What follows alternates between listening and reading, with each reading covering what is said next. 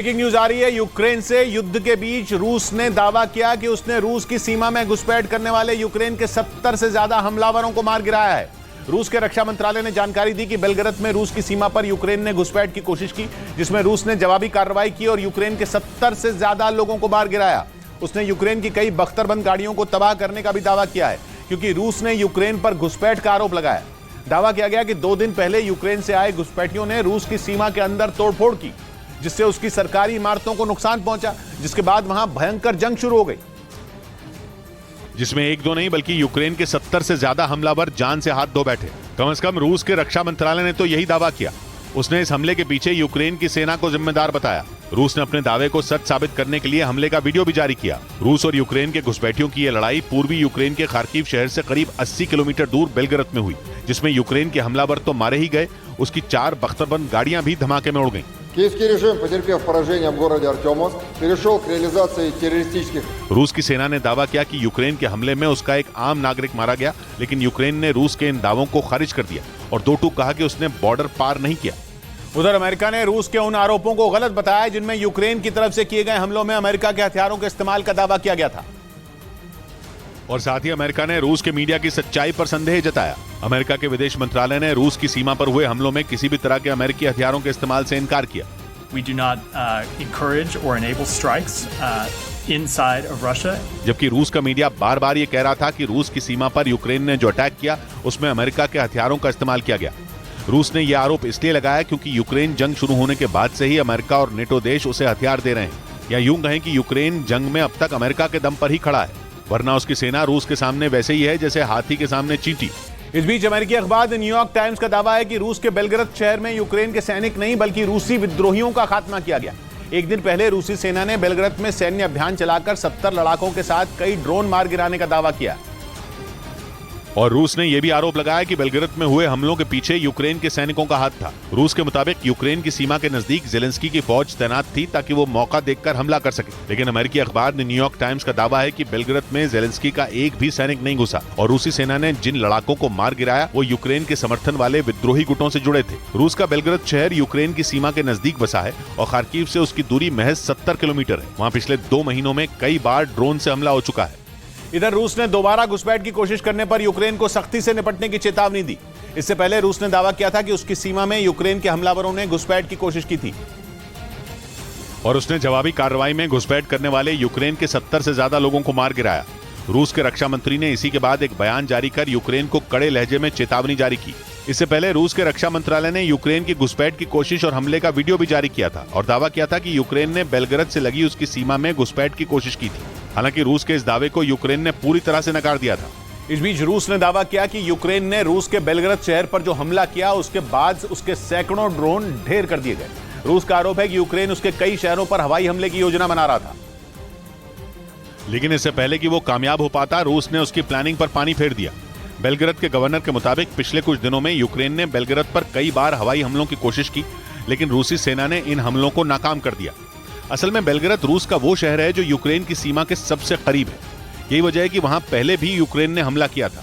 हालांकि तब भी रूस ने दावा किया था कि उसके पलटवार से यूक्रेन को तगड़ा झटका लगा था और इस बार भी उसे लड़ाकू विमान और सैकड़ों ड्रोन के नुकसान होने की आशंका जताई गई।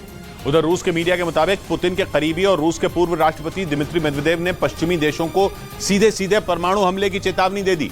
मेदवेदेव ने कहा कि अगर यूरोप के देश और अमेरिका यूक्रेन को घातक हथियार देना बंद नहीं करेंगे तो रूस उन पर परमाणु हमला कर सकता है, जिससे दुनिया के नक्शे से उन देशों का वजूद मिट जाएगा और इसके जिम्मेदार वो खुद होंगे। इसके साथ ही पुतिन के खासम खास दिमित्री मेदवेदेव ने चेतावनी दी कि अमेरिका और यूरोप के देश रूस को कम आंकने की गलती सपने में भी न करें। उन्होंने आरोप लगाया कि बाइडेन जानबूझकर पुतिन को उकसाने की कोशिश कर रहे हैं, क्योंकि एक रोज पहले ही अमेरिका के कहने पर यूरोप के कुछ देश जेलेंस्की की सेना को F-16 लड़ाकू विमान देने वाले हैं। इसी वजह से पुतिन के करीबी ने यूक्रेन की मदद करने वाले देशों पर परमाणु हमले की चेतावनी दे दी। इधर पश्चिमी मीडिया ने दावा किया कि अमेरिका और यूरोप के प्रतिबंधों के बावजूद चीन और रूस में बड़ी डील हो गई, यानी अब चीन ने खुले तौर पर रूस के साथ आने का मन बना लिया। और इसी कड़ी में दोनों देशों के बीच व्यापार, कृषि और खेल सहयोग पर बड़ी डील हो गई। रूस और चीन के बीच ये डील तब हुई जब अमेरिका लगातार रूस पर कड़े आर्थिक प्रतिबंध लगा रहा है। अमेरिका के अलावा यूरोपियन यूनियन और G7 ने भी रूस के खिलाफ कड़े प्रतिबंध लगाए हैं, जिससे रूस की आर्थिक स्थिति चरमरा गई है। ऐसे में चीन की रूस के साथ डील कोई संजीवनी जैसा काम करेगी, क्योंकि प्रतिबंधों की वजह से रूस की अर्थव्यवस्था पहले से ही बेहाल है। और खबर है कि रूस की कमजोर स्थिति का फायदा उठाकर चीन ने रूस के साथ तेल और गैस पर तगड़ा मोलभाव किया है। यानी रूस के तेल और गैस अब चीन को पहले से ज्यादा मिलेंगे और पहले से कम कीमत पर भी मिलेंगे। रूस के मीडिया के मुताबिक इस साल रूस चीन को 40% ज्यादा तेल और गैस भेजेगा। इस बीच अमेरिका की सेमीकंडक्टर चिप नीति से दक्षिण कोरिया परेशान हो गया। दक्षिण कोरिया ने बाइडेन से चिप सब्सिडी से जुड़ी नीति में बदलाव की मांग कर दी, ताकि दक्षिण कोरिया को आर्थिक नुकसान न हो, क्योंकि बाइडेन की नई चिप पॉलिसी में अमेरिकी सरकार कंपनियों को भारी भरकम सब्सिडी दे रही है। लेकिन ये सब्सिडी उन्हीं देशों को मिलेगी जो अगले 10 साल तक चिप के क्षेत्र में चीन के साथ कोई कारोबार नहीं करेंगी। इस नियम से दक्षिण कोरिया को बड़े नुकसान की आशंका है, क्योंकि उसकी 2 बड़ी कंपनियां चीन में सेमीकंडक्टर चिप बनाने का काम करती है, जिसका इस्तेमाल कार, मोबाइल और इलेक्ट्रॉनिक्स का सामान बनाने में होता है। पिछले साल अमेरिका में सेमीकंडक्टर चिप बनाने और उस पर रिसर्च के लिए $5200 करोड़ यानी करीब 4,30,000 करोड़ रुपए के खर्च वाला कानून पास हुआ था। इधर पश्चिमी मीडिया ने जानकारी दी कि रूस की अदालत ने अमेरिका के एक पत्रकार की सजा को बढ़ा दिया। अमेरिकी पत्रकार को इसी साल मार्च में रिपोर्टिंग के दौरान जासूसी के आरोप में गिरफ्तार किया गया था और अब रूस की अदालत ने उनकी सजा को बढ़ा दिया। अदालत ने अमेरिकी पत्रकार एवन गर्शकोविच को 30 अगस्त तक हिरासत में रखने का आदेश जारी किया। हालांकि रूस के अधिकारियों ने इस बारे में कोई जानकारी नहीं दी कि अमेरिकी पत्रकार के खिलाफ जासूसी के आरोपों में उन्होंने कौन से सबूत जुटाए। अमेरिका ने एवन गर्शकोविच की गिरफ्तारी को गलत बताते हुए उनकी रिहाई की मांग की। 3 महीने पहले इस पत्रकार को रिपोर्टिंग के दौरान जासूसी के आरोप में पकड़ा गया था। उधर मौसम में बदलाव पर रिसर्च करने वाली एक संस्था ने दावा किया कि दक्षिण एशिया में इस साल खतरनाक गर्मी पड़ेगी। दक्षिण एशिया के कई देशों में पारा 40 डिग्री के पार पहुंचेगा और झुलसा देने वाली गर्म हवाएं चलेंगी। वर्ल्ड वेदर एट्रीब्यूशन ग्रुप की हाल ही में जारी रिपोर्ट में दावा किया गया कि भारत के कई शहरों में अधिकतम तापमान बीते सालों की तुलना में ज्यादा रहेगा। रिपोर्ट में जानकारी दी गई कि अप्रैल मई में दक्षिण पूर्व एशिया में गर्मी ने रिकॉर्ड तोड़ दिए। कई देशों में तापमान 40 डिग्री सेल्सियस से ऊपर बढ़ गया। बांग्लादेश में तापमान 50 साल में अपने उच्चतम स्तर पर पहुंच गया, जबकि थाईलैंड में रिकॉर्ड 45 डिग्री और लाओस में 42 डिग्री सेल्सियस से ज्यादा तापमान दर्ज किया गया। और रिपोर्ट के मुताबिक जून में गर्मी और ज्यादा झुलसाएगी।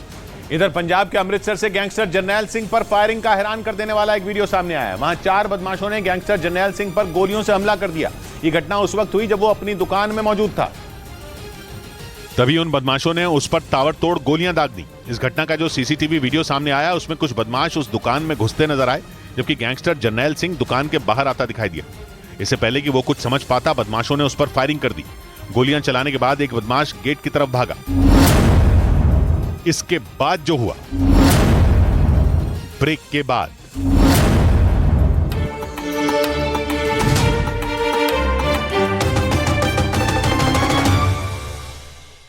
जानकारी दी कि अली शमखानी को एक जासूसी कांड में आरोपी बनाया गया। उन पर ब्रिटेन के जिस जासूस के साथ रिश्ते रखने का आरोप लगा, उसे इसी साल जासूसी के आरोप में फांसी दे दी गई थी। हालांकि अली शमखानी ने अपने ऊपर लगे सभी आरोपों को गलत बताया और ईरान के लिए दी अपनी सेवाओं की दुहाई दी। अपने 10 साल के कार्यकाल के दौरान अली शमखानी ने ईरान के कई देशों से रिश्ते सुधारने में अहम भूमिका निभाई, खासतौर पर उन देशों से जिनके साथ उसका लंबे समय से तनाव चल रहा था। इस बीच समंदर में पानी के जहाजों को जब्त करते ईरान से निपटने के लिए अमेरिका ने बाजुएं चढ़ा दी।